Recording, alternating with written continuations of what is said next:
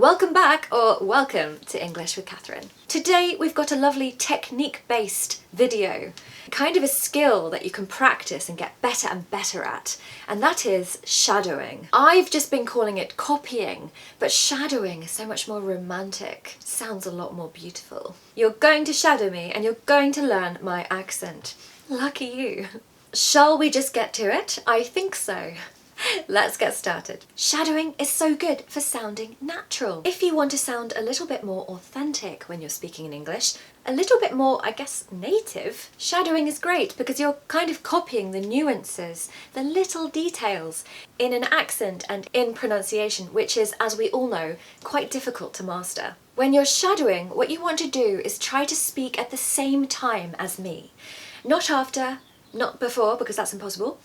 At the same time. And by the way, you could do this every day as part of your English practice. Find a person that you like the sound of and who has the accent that you want. Listen to them every day on YouTube.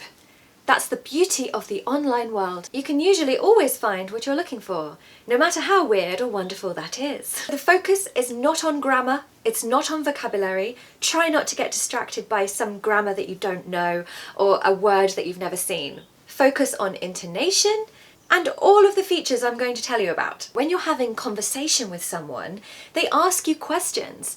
Have you ever been to Italy? Have you ever seen the Eiffel Tower, for example? Have you ever tried caviar? And that's when stories come up, right? You might want to tell a story as part of your answer. The story that I'm going to tell today is about when Tom and I went to Cornwall.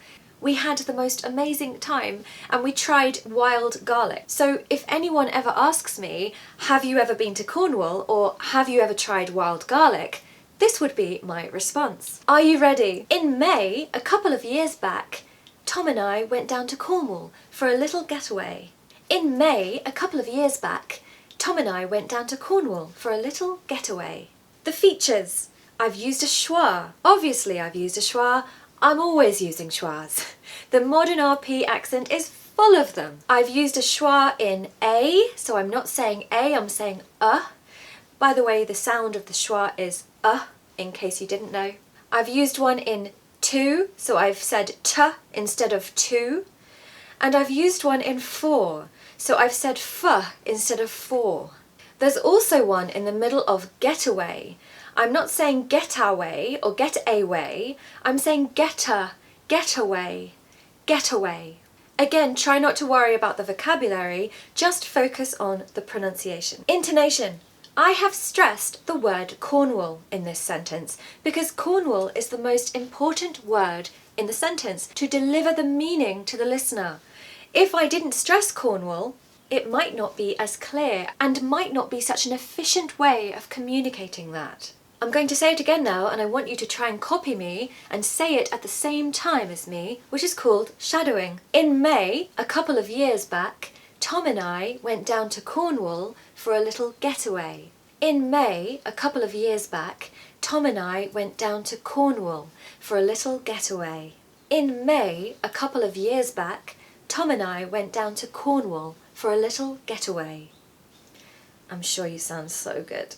We stayed in a little cottage which had a babbling brook running through the garden. It also had an old English country kitchen with an Aga.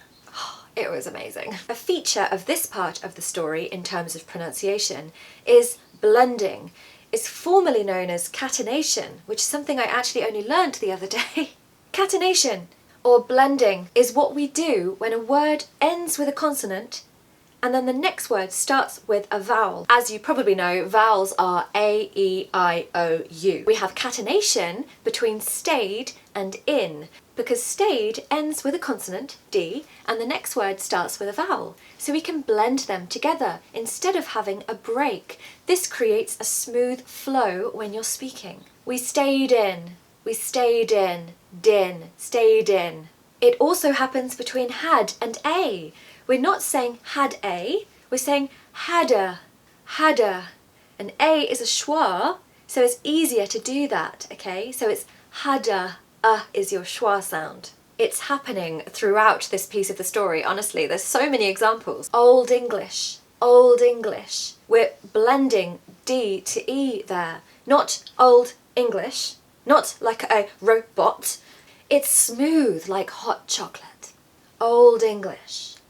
Shadow me when I say it again. We stayed in a little cottage which had a babbling brook running through the garden. It also had an old English country kitchen with an Aga. We stayed in a little cottage which had a babbling brook running through the garden. It also had an old English country kitchen with an Aga. Here's the next part. On one of the nights of our stay, we foraged for wild garlic in the surrounding fields, because there was an abundance of it. Later that day, we made a pasta dish using the wild garlic. I hadn't known Tom for very long, so it was a great opportunity for conversation. Contractions, guys, we use so many of them. If you want to sound more natural, definitely try to use contractions. We've got one here with hadn't. Hadn't. We're not saying had not, we're saying hadn't. Another point on intonation. It's so important, guys, to know which words to stress. As I always say, try to stress the words that give the most meaning. Try to imagine the sentence without those words. It wouldn't make sense, right? The meaning would not be delivered to the listener. In this text, I'm stressing wild garlic because it's the star of the story, okay? It's what I'm mainly talking about here. I'm also stressing the word abundance because it's a word that exaggerates. We often stress exaggerating words. It just gives drama and sparkle to the story. I want you to shadow me now. Good luck. On one of the nights of our stay, we foraged for wild garlic in the surrounding fields because there was an abundance of it. Later that day, we made a pasta dish using the wild garlic. I hadn't known Tom for very long, so it was a great opportunity for conversation. One more time. On one of the nights of our stay, we foraged for wild garlic in the surrounding fields because there was an abundance of it. Later that day, we made a pasta dish using the wild garlic. I hadn't known Tom for very long, so it was a great opportunity for conversation. What you can do now, everyone, is rewind and just listen again. Just keep shadowing me until you feel that you've got the essence of how I sound. Of course you don't want to sound exactly like me. You have to inject your own personality into that, your own charm and your own sparkle, because how you speak is what makes you unique. I hope you enjoyed that. I definitely did. Storytelling is so important when you're having conversation. How to tell a story. It's really for advanced level students who reach a point where they're communicating quite regularly with people who are asking them questions and they want to tell a good story. Good luck with all your shadowing, everyone. I'm sure you sound so beautiful. I'm going to see you really soon. I'm going to see you next Saturday. Have the loveliest, most amazing weekend. Bye.